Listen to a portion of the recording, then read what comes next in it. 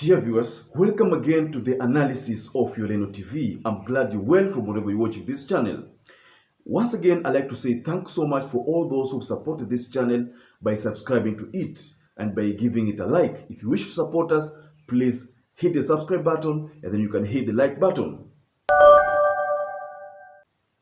Now, Winnie ODINGA is one of the most vibrant leaders, young vibrant leaders in Africa. Now, earlier on, Cleophas Malala has been asking Raila Amolo Odinga to engage his children in the peaceful demonstrations if at all he means well for this country. And this is what Cleophas Malala said previously.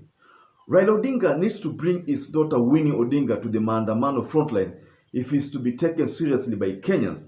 Let Winnie Odinga also be on the streets. Let her also experience what other Kenyans are going through during protests. That's what Malala said. But in a quick rejoinder, Winnie Odinga had to communicate her position because she says that her account was hacked, her devices were hacked, they were all rendered useless. But then she had to finally find a way to communicate about her position. And this is what she said. All electronics hacked, all completely unusable, all dead, meet me in the streets. Hashtag Ruto must go, said Winnie. What does that translate to, ladies and gentlemen? In a nutshell, I think what Winnie Odinga is trying to say is that she is going to play a role in these mass protests. She will participate in the mass protest, a peaceful mass demonstration, because for one reason, the Constitution allow it, and we're not going to delve into that aspect because that is something that we've talked about in this channel. So many channels have talked about. So we all know that the Constitution allows it. Despite the fact that the police yesterday termed it illegal, the Constitution permits peaceful demonstrations.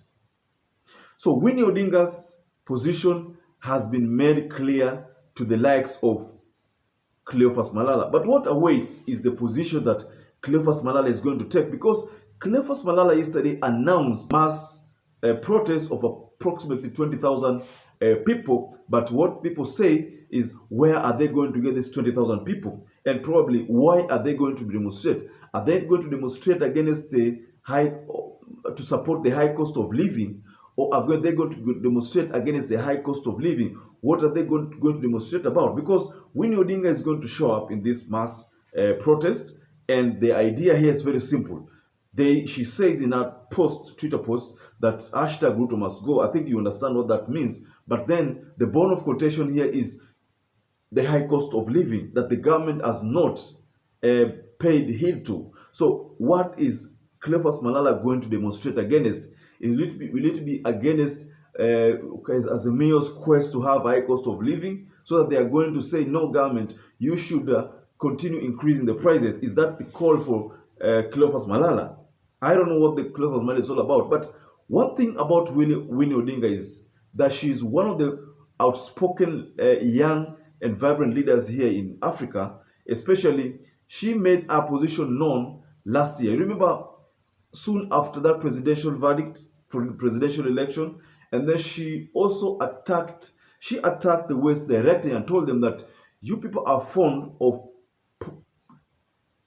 picking countries and leaders you would want to consider your toys or your puppets. You want leaders who will be your puppets so that you can control them, so that you can continue making African countries look poor. So right now, there is something that, of course, you all know, the issue of Jill Biden's tour of Africa, especially Kenya, when she came on a Friday. Supreme Court made an unfortunate verdict allowing LGBTQ in Kenya on Saturday. On Sunday, we received news of 16 billion donation, and then on the Monday, she jetted out of the country. So this is why we find that it is not business as usual. And Winnie Odinga told the West directly, especially the US and the UK, that you people have been fond of making our country poor, making us look like beggars. So the fact that Winnie Odinga said this already in the days that came after, we saw indications, especially from the U.S. ambassador in Kenya, Meg Whitman, when she said she revealed about 2 billion donation to IEBC, to finance the election. And then we also saw that that delegation that came to Kenya in around is it late August, trying to tell the former president to hand over power peacefully. We also saw those things, and all these things were indications that the West were actually involved. So Winnie Odinga was right. So Winnie Odinga has again said that I'm going to participate in this demonstration because I did not agree with the verdict that was given by the Supreme Court, with the decision of the IEBC. So I'm going to participate. So this is a response to the Kenya Kwanza people who have been talking all over, saying that Raila Odinga should introduce in these demonstrations. So Winnie Odinga has communicated that particular part to Malala and the Kenya Kwanza brigades at large. So ladies and gentlemen, kindly share what your thoughts are regarding this move by Winnie Odinga. Once again, I'd like to urge you to stay safe and stay blessed until we catch up again in our next analysis.